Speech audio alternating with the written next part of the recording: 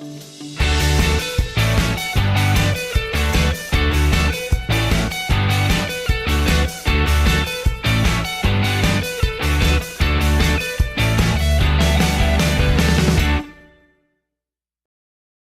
afternoon, everybody. Thank you for coming. My name is Allan Corfield. I'm a chartered architect and Homebuilding and Renovating Magazine's self-build expert. And in this half-an-hour talk, we're going to look at a beginner's guide to building a low-energy home. We'll touch on some of the common methods to design a low-energy home. It is a beginner's guide, so we only have half an hour, so I will try and touch on as much as I can. Think through this process, how you can use it in whatever you're going to do, whether it's an extension or a new build house that you're going to do. So we're going to cover, or try and cover, what do we mean by a low energy home, why you would want to build a low energy home, the most common types of low energy houses, from zero carbon to passive house, which are two terms that you probably will have heard of, the fabric first approach, which you may not have heard of, but it is at the basic or the backstone of everything that you should be doing, and the key elements of fabric first, and then we'll try and summarise.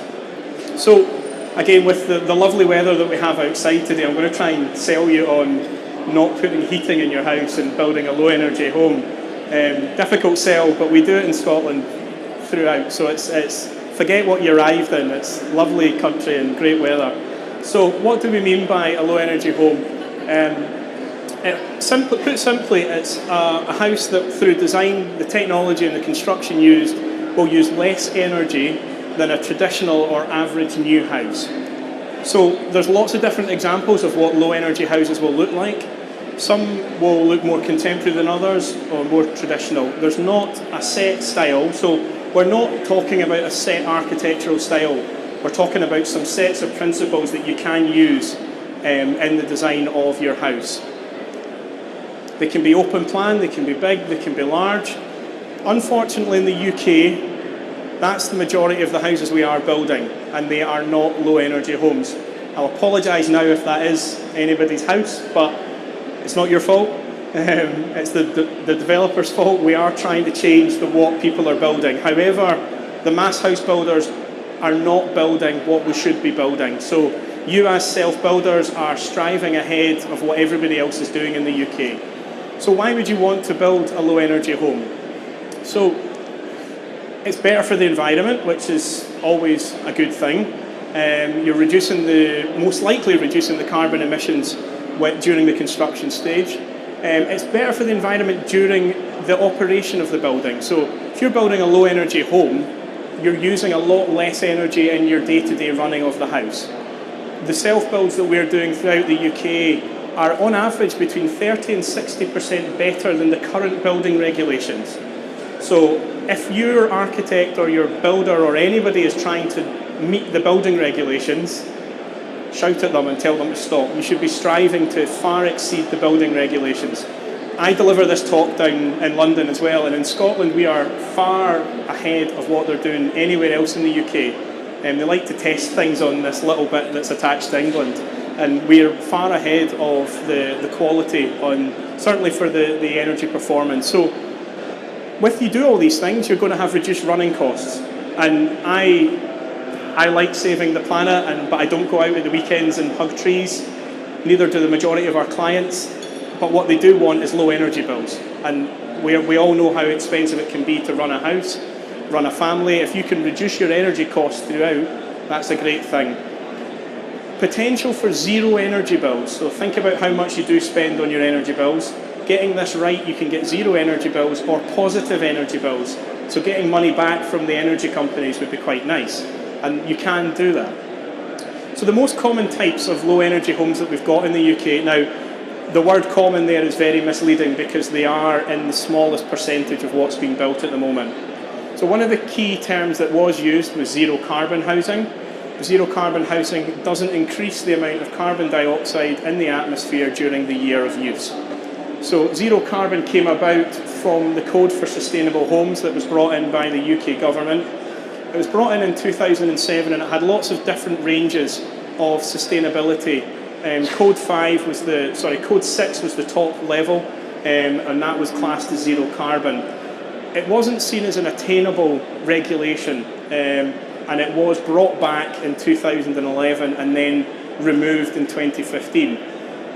The code, when you got to code 6 level, you were looking at how you lived in the house. So all of your white goods and everything that you used had to be powered from renewable sources. So you couldn't have any fossil fuel providing electricity or heat for your house. So it was quite an unattainable standard to get to. However, when they removed it, they didn't replace it immediately. So by having a really high standard, it pushed the level of building up very quickly, and to a point that we were trying to strive for that, but it never happened. By taking that away, there's nothing really there to strive for. Zero carbon as a term still exists, and as we are now. Zero Carbon Hub are an organisation that promote trying to get to zero carbon as a standard. What they have done is taken the standard back so that it's a net zero. So not absolutely zero carbon emissions, but you can offset if you are having renewable sources of energy providing the heating and the power. So it's still something very worthwhile to strive for. So some of the common features that you see in zero carbon houses, it's an energy efficient design. So a lot of what we'll talk about in this next half an hour is solar design and also fabric first design. So the solar design is trying to use as much of the free solar gains as possible. So when a zero carbon house, it features large south facing windows and small windows on the northerly elevations, highly insulated walls and roofs, an airtight construction. I'm sure you've all heard and seen recently that there was a very much a big strive for lots of insulation, really, really thick walls. And about 2 or 3 years ago it changed to let's actually try and create an airtight house.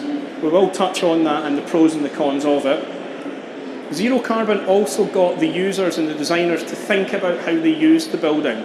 So they started looking at low flow water taps, low flow water cisterns, 100% LED lights in the house as well. So you did have to have a very strict way of working out how things were going to be used and designed. You top that up with some solar thermal or renewable technologies. Remember again, there was no fossil fuel to power the house, PV for electricity, and in the zero carbon method there was a lot of use of biomass boilers and also air source heat pumps. What will go at the end of this talk is hopefully you'll see that actually you don't need to do all of these things, but through the fabric first approach, is that actually we try and design out very expensive pieces of kit.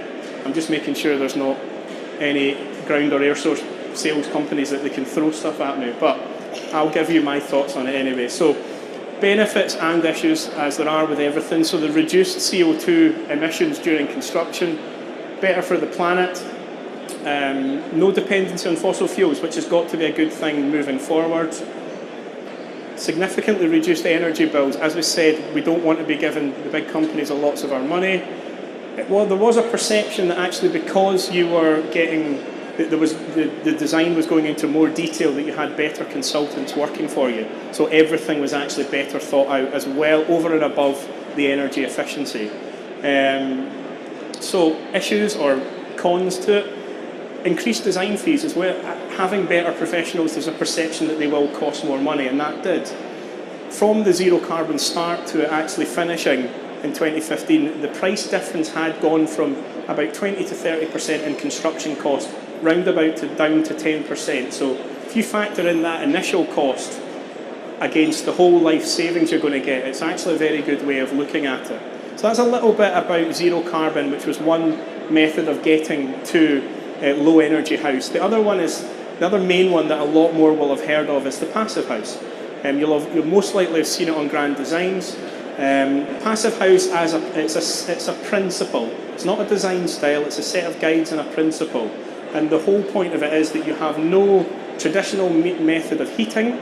The only method of heating that you could have was a post-heating element in the mechanical ventilation heat recovery that would actually add a little bit of heat into the building. So Passivhaus is a standard. It was developed in the early 1990s in Germany, and the first house was certified in 1991. It is the largest growing term of low energy housing. There's been around 30,000 buildings certified and built. And the benefit of the Passivhaus standard and the approach is the excellent thermal performance, the airtightness, and the fact that you have a mechanical ventilation system that's giving you good quality, clean air in the house that's getting changed a lot quicker and a lot more often than in traditional houses. So some of the principles that guide the passive house, again, it's a robust energy performance, so it's all built again on the solar passive design process. So you are still trying to use as much of the free energy that you can. As opposed, or over and above the zero carbon method, there actually is set standards that you must meet if you are going to get the house certified. You have to have below 15 kilowatts for the heating and the cooling. It does take into account you as a user, how you live in the house. So each person will give out a kilowatt of heat. So the detail in the design goes into you, how you use the house, the white goods, the TV that you have, the computers, all these things go into the overall design process to make sure that the house works. You've got maximum energy demand for the house, and there is specific requirements to meet U values. So all we need to know about U values is the higher the number, the poorer performance. Don't go any deeper than that. Passive house has set standards that you must get to, and if you don't get to them on each element, you will not get the certification. So 0.15 for walls and floors, and 0.8 for openings. So if you are in the process of looking at windows and doors at the moment, a double glazed window and door unit will be about 1.2 U value.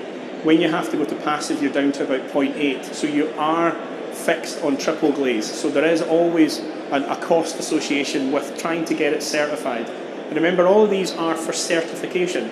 It's a good approach to try and meet some of these standards, but not actually get it certified. So you're getting the best of the both worlds.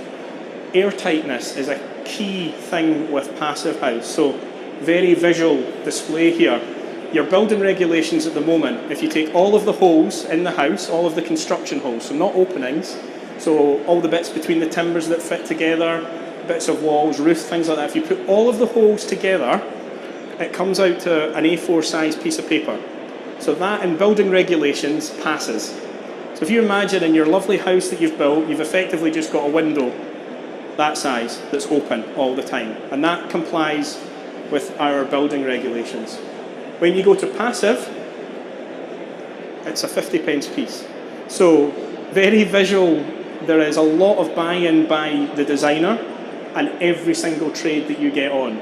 So if you imagine your electrician and your plumber that just wants to put holes in your building, you need to chase them round with airtight tape, and you need to have buy-in from everybody.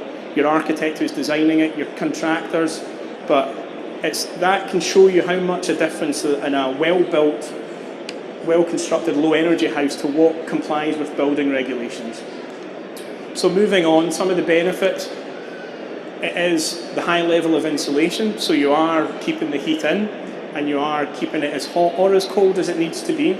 You're using the passive solar gains, the excellent airtightness that I've just shown you, the heat recovery system that's managing the nice air, clean air in your house. It's taking the hot, warm air from their wet rooms and passing that through a heat exchanger with the cold air and giving you nice warmed air throughout your house.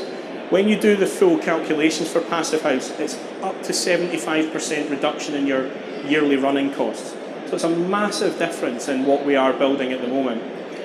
Again, some of the negatives to it, there is increased design fees, but there's also an increased cost in the certification. So if you do get it certified, there needs to be calculations done that get sent off to Germany and they get your approval. So there's £2,000 to £3,000 extra on your professional fees that you need to factor in.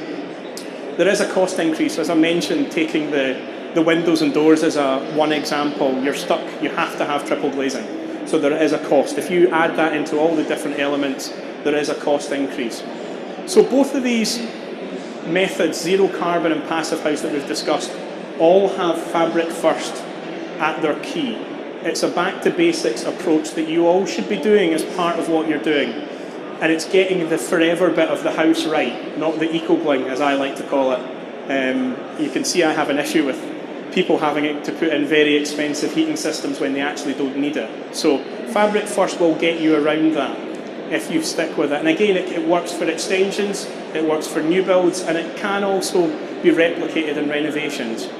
So some of the design principles: highly insulated building envelope, and you're limiting the cold bridges, so we'll discuss that a little bit later on.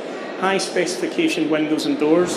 Again, airtight membrane, so every gap in construction you're using airtight tapes to try and limit the air that is leaking out of your building to get back to your 50 pence piece. Heat recovery system for fresh air.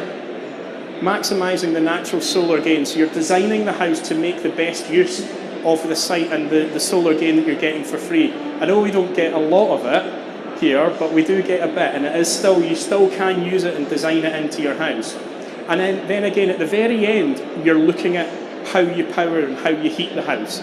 It's getting the fabric bit right and then worrying about the renewables or the heating source. So the key elements: you have to think about the construction type. How are we actually going to build this? Get the air tightness right, limiting cold bridging. I'll try not to be too techie on that. Ventilation strategy, the solar gain of the site and of the house, and then again at the end we're looking at the heating systems that you can use. So construction types. What I would suggest is that there are lots of different construction types that will get you to an airtight, low energy house, but there are some construction styles and types that will do it easier and better. We always try as architects to design out processes and stages. So if you can do it in one product without having to add lots of different things, to me that's a simpler process, a better process where you're actually eliminating chances for things to go wrong. So choose a construction type that's naturally airtight, it's highly insulated, and ideally, I'm a firm believer, we do modular housing and we do lots of different stuff. If you can do it in a factory rather than a cold, wet site, it will be better. So, timber frame, traditionally it's become, I now class it as a traditional construction method, but it can get very easily, you have to add a little bit of air tightness and some more insulation these days, but you can use it very easily, very cost effectively to get a low energy house. The other thought is SIPS, which is taking timber frame that bit further. It's a rigid system, so the insulation is bonded to OSB, which is a very airtight product inherently. That comes as one process. That's one panel that slots onto another panel that you can then make airtight very easily. ICF is another really good product for getting an airtight, low energy house. One of the benefits of ICF is you're actually creating thermal mass. So timber frame construction has very little thermal mass. Thermal mass effectively will store the heat during the day and then it will release it during the night. That's all it will do. Something with low thermal mass, the heat will just transfer through it. Something with high thermal mass, it'll store it. So that's really good. ICF is really good for that because concrete is a very good, it's a lot of mass, lots of density, and it will store the heat. So that's one of the plus points of ICF. The other way that we get thermal mass in buildings, if we are using, say, timber frame or SIPS, is in the floor slab. So you have an insulated, thick concrete floor slab that effectively your whole ground floor becomes a radiator, and it just stores the heat during the day. If you are looking at a fabric first type of house, you will be looking at limited heating on the ground floor only, nothing on the first floor. So even if you are having to put some heating in, you just don't need it in the first floor. Some of our clients still don't even believe us, we can prove it, and will then put heating on the first floor for comfort only. And they'll waste six or eight thousand pounds on it, but some people still want comfort. It's still nice to be able to get out of bed and have warm feet. So you can do things like that, but you will not need it to heat the house. There is a bit of a mindset, and you need to have the right professionals guiding you on giving you the right information that you can trust that actually you don't need to do that. So that's a bit about the construction types for fabric first. Air tightness again, I'll bang on a little bit more about it, but it has become so key in getting your building right. And don't worry about if you're building an airtight house, you are still allowed to open the windows and doors. There isn't an airtight police that come along and put you in jail for opening the windows and doors, but there seems to be this perception that I've got an airtight house, I must close everything all the time. Actually, in Passivhaus, that is one of the summer methods for ventilating. It's purge ventilation, i.e. opening a window and door. So you are still allowed to do that. So tape around all the external windows and doors. I'll jump onto this next image. So this is an image of a SIPS house, and the black lines that you can see is just an airtight tape. And all you do, and I always suggest that the clients do it rather than a labourer or somebody on site, because you see it as it's a workmanship check as well. You're going around every inch of your building. Our clients usually come home at night and do it, and they'll end up taping themselves to something in their building, but it's good fun, and you know that every piece of construction jointing is right. And again, that goes back to trying getting all the holes of the house back to that. It doesn't just magically happen. So there are other ways of doing it. The image on the left-hand side there has got a red sticky membrane on it. It's a Proctor product. It's wrap tight. Effectively, you're wrapping the whole building in a breather membrane, so it actually will cut out a lot of the problems that you have with, say, timber frame, where it's not quite as airtight a construction. So there are, as I said, it's better to pick something that does it right to start with, but there are other products out there that will help the different construction methods. And please tell everybody that comes on site that this is what I'm trying to do. I'm trying to create a low energy house. If you cut a hole in my building, please tell me, because there is a foam, there's a material that will cover all of the holes that you need to do. And if you see your window fitter putting squeegee foam around the windows, that has no airtightness property whatsoever. So they have to be taped in. The windows are taped rather than you actually design it with a bigger hole, bigger structural hole that you can fit them in, and then you tape on the inside and have a proper seal on the outside. We don't use squidgy foam that expands and makes a mess, because it doesn't do anything, and it's just a pain. So cold bridging is a very technical subject, but effectively everything that has a different construction method that can touch from inside to outside, that can transfer heat through the building, you want to eliminate as quick as possible. So your architect, if you are going to somebody to get an airtight, energy efficient, low energy house, they will be detailing all of the major construction details to eliminate cold bridging. It's something that happens in all houses, but you try and eliminate it as much as possible. So this is a quick detail that traditionally we used to, on a timber frame, we would have the external wall and then we'd put the floor that ran right the way to the outside. You were then supposed to insulate all the way around it. Never happened. So you had a 300mm zone all the way around your house that wasn't insulated. Now what we do is we hang the floor off of the top of the joist so it's inside. So your insulated envelope runs all the way up and round. So it's clever details like that will get you the right design. And if you do all of these different things, you have to do a SAT calculation to get through building control.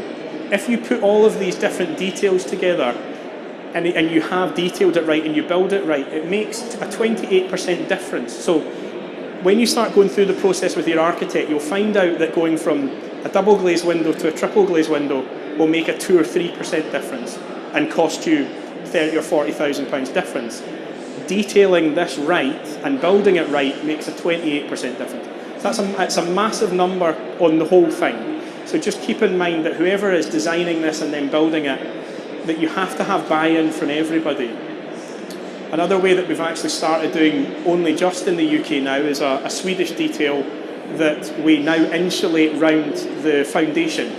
So traditionally in the UK we do a strip foundation, we build blockwork up, and then we insulate on the inside of that. But there's a whole bit of blockwork that runs from the outside to the inside, ground up, that's uninsulated.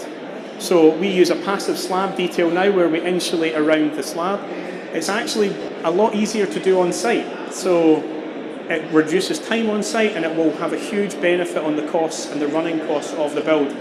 It does only have certain ground conditions, so you can't use it everywhere. It has to be a relatively level site with the right bearing in the ground.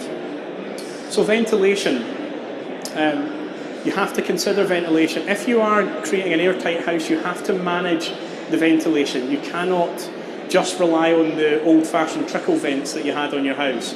So traditionally we have put little holes in the top of our windows with little plastic covers that we close and open, and that brings in cold air into our house. It's unmanaged. With a heat recovery system, it's managed heated air. So you can manage exactly what you're doing and control it throughout the house. and it will recirculate the air up to 10 times more than the trickle ventilators will. So it's a lot cleaner air that you're going to have in your house. And in Scotland, if we sometimes need to have post and preheating elements. So if you've got very, very cold air coming in, you don't want to freeze the heat exchanger. And Passivhaus, as I said, you do put an element of post-heating, which is your only heating in the house. A lot of the companies that are here today will design and commission the MVHR system. That's fine, but just make sure you do get somebody, a professional, to come in and commission it, because it can be installed by anybody, but just make sure it is completely conditioned, or the whole point of it will be missed. So solar gain is a hugely important part of all the design, maximising the orientation of the building, having lots of big openings on the south windows, smaller openings on the north. Now that may not be practical if all of your views are to the north, but you have to have a trade-off on how energy efficient you want to be and how much of the view you want to get. So there is a design trade-off there. We still have a problem, even in Scotland, with summer overheating. So if you have overhangs or brise soleil, they can stop the highest summer heat, but let through the lower winter heat. So there's things like that that need to be accounted for in the design of the build. And lastly, in the fabric first approach, you're finally only looking at what the heating strategy is. So if you're doing a low energy house, even in Scotland, you can get your heating demand down to 3 or 5 kilowatts. So it's a very small boiler if you are going for the fabric first approach. My approach with our clients is, if you've got mains gas, still use it. Small boiler, underfloor heating, that's still the most cost-effective way. There are a lot of new incentives and new grants that are coming out for air source and ground source, but there's still a huge amount of money that you have to put in to start with for such a low heating demand. So if you can bring the heating demand very low down, you can actually cut out having ground source or air source. But it needs to be done by a professional and done by heating engineers that can give you the calculations and prove exactly what you're going to do. If you are having ground source, air source, water cylinders, heat recovery system, make sure you design in a plant room, because all this stuff does mount up. You do want to have it in a room, and it's also a great idea. That room will become really hot, so actually extract your heat recovery from that and use that heat that you're generating as well. Little design ideas like that really can help. So just to try and recap on what we've discussed, review and research all the available options and construction methods to you that are available for your house or your extension that you're going to go with. Decide how energy efficient you want to go. It may not be a huge priority. You may just want low energy bills, that's fine. But work that out at the start so that you're not progressing too far down the road of it. Look at the construction methods that best suit you and best suit your site. Integrate fabric first with everything that you're going to do. Take the principles of fabric first and use it, because it will save you a lot of money in construction and in the long term of the project. Get an architect, a specialist, to actually detail out all of the construction details so that you can get it right and you can limit the cold bridging, limit the air infiltration, and make it as successful a project as possible. Detail out all the poor construction elements. And the majority of our clients will strive to get Passivhaus but not certified, because to me there's still no benefit from the government or anybody else to actually spend that bit of money to get passive. Until the UK government change or correlate your council tax to how energy performance your house is, they won't strive. People won't go to that extra because there's no need to. But use it as much as you can. And again, you have to have buy-in from your design team, you as a client, and every single person that comes on site that wants to knock a hole in your lovely, pristine building. So that's me just about finished. We have an ebook that's on our website that's free to download. So if you want to screenshot or take a photo of that, feel free to download it. There's lots of good information on there, introductory information into self-build and all the other stuff that you might need. All of our social media contacts are there that you can ask me a question. I'm giving a talk later on today on the common mistakes for self-builders and how to try and not do them. So thank you very much for listening. I hope it's been of use, and thank you and enjoy the day. Thank you.